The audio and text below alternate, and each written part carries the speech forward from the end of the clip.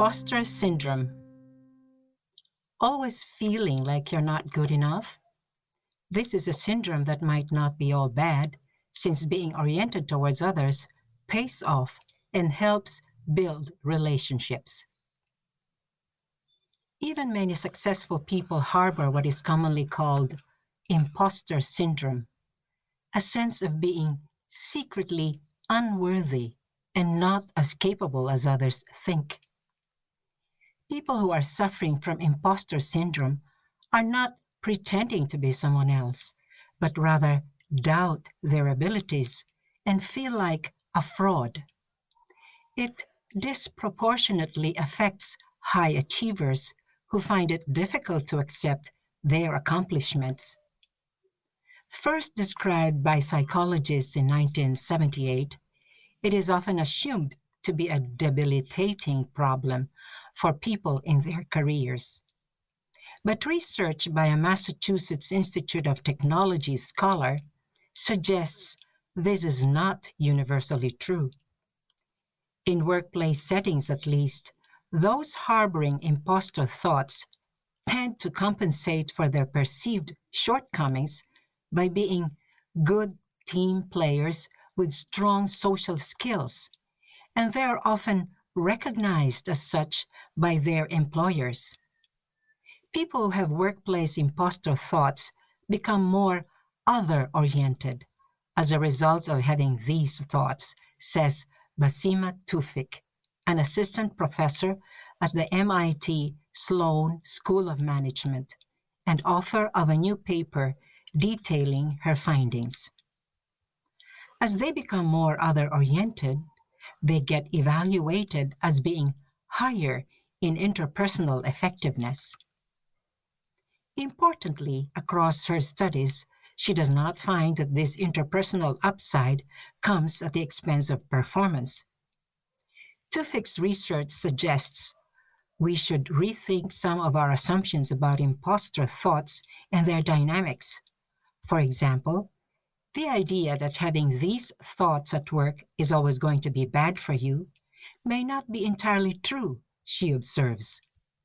However, the researcher also recommends that these types of thoughts among workers should not be ignored, dismissed, or even encouraged, given that she also found in her study that imposter thoughts lower self-esteem. There are far better ways to make someone interpersonally effective that may not come with well-being downsides, says Tufik. The concept of the imposter phenomenon was originally put forth in a 1978 paper by two psychologists, Pauline Rose Clance and Suzanne A. Imes, who initially focused their work on women with high-achieving careers and kept exploring the subject in subsequent work. Even that original conceptualization observed that people suffering from the imposter phenomenon are often very socially skilled, an overlooked aspect of the issue that Tufik decided to explore in greater detail.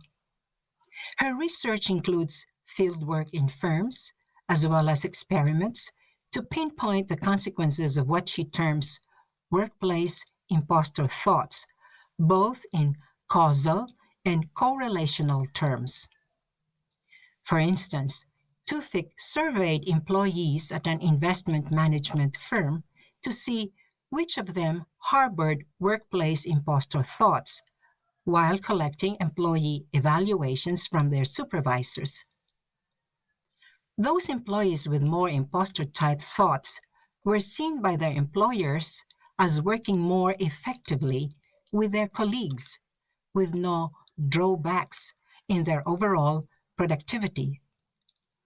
I did find this positive relationship, Tufik says, for those having imposter thoughts at the beginning of the time period.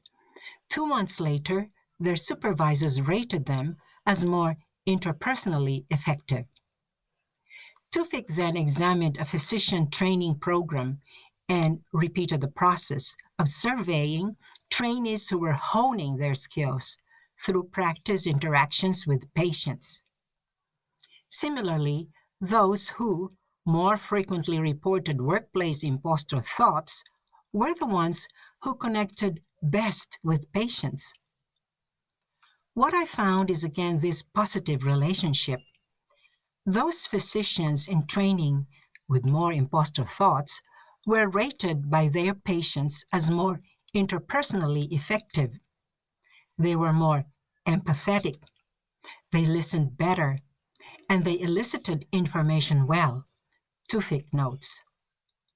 According to the researcher, there's a clear chain of causality related to imposter thoughts, in which workers deploy compensatory mechanisms to thrive despite them. Because you're having imposter thoughts, you're adopting an other focused orientation, which is leading you to be more interpersonally effective. The data also suggests that workplace imposter thoughts are not a permanent feature of an employee's mentality. People can shed those kinds of concerns as they become more established in their positions. By Susanne Johnson, Living City, USA.